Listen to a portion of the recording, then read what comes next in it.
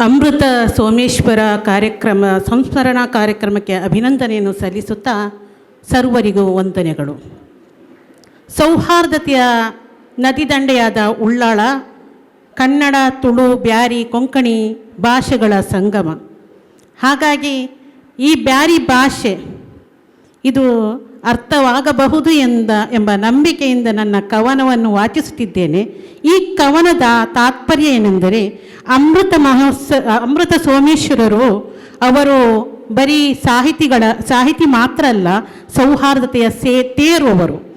ಅವರ ಕವಿತೆಗಳಾಗಲಿ ಅವರ ಸಾಹಿತ್ಯವಾಗಲಿ ಸೌಹಾರ್ದತೆಯನ್ನೇ ಬೆಸೆದುಕೊಂಡು ಬಂದಿದೆ. ಹಾಗಾಗಿ ಅವರ ಜೀವನವನ್ನು ಮತ್ತು ಅವರ ಕೃತಿಗಳನ್ನು ಕವನದ ಮೂಲಕ ಬರಹದಲ್ಲಿ ಅಕ್ಷರ ರೂಪಕ್ಕೆ ಇಳಿಸಿ ನಿಮ್ಮ ಮುಂದೆ ವಾಚಿಸಲು ಇಚ್ಛಿಸುತ್ತಿದ್ದೇನೆ. ನನ್ನ ಕವನದ ಶೀರ್ಷಿಕೆ ಉಳ್ಳಾಳತೆ ಬೆಲ್ಕಿರಿ. ಉಳ್ಳಾಳದ ಬೆಳಕು.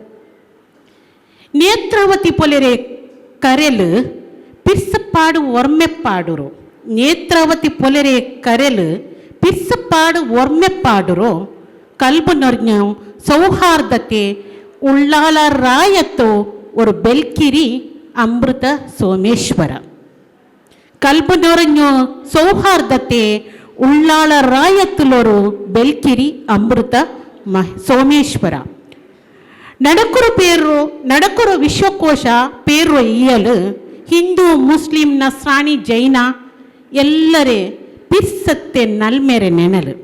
ಇಯಲು ಎಲ್ಲರೇ ಪಿರ್ಸತ್ತೆ ನಲ್ಮೆರೆ ನೆನಲು. ಸಾಹಿತ್ಯ ಸಾಮಾಜಿಕತೆ ಕಡಲು.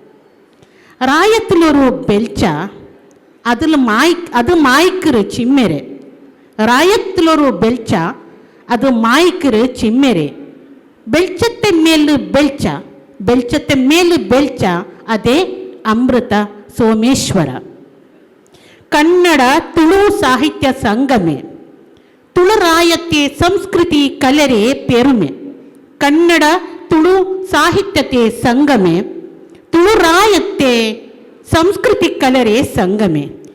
ಎಲೆಗಿಳಿ ಕತೆಂಗಲೆ ಗೊಂಚಲಿಲು ನೇನಿರು ಪಿರ್ಸತ್ತೆ ಪೂಂಗಲೆ.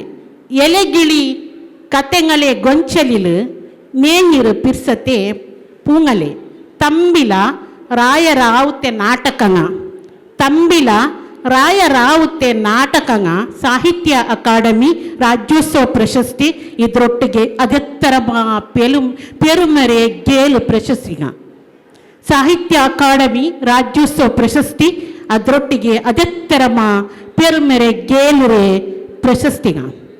ನೇತ್ರಾವತಿ ಪೊಲೆರೆ ಕರೆಲು ಪಿರ್ಸಪ್ಪಾಡು ಒರ್ಮೆ ಪಾಡುರು. ನೇತ್ರಾವತಿ ಪೊಲೆರೆ ಕರೆಲು ಪಿರ್ಸಪ್ಪಾಡು ಒರ್ಮೆ ಪಾಡ್ರು.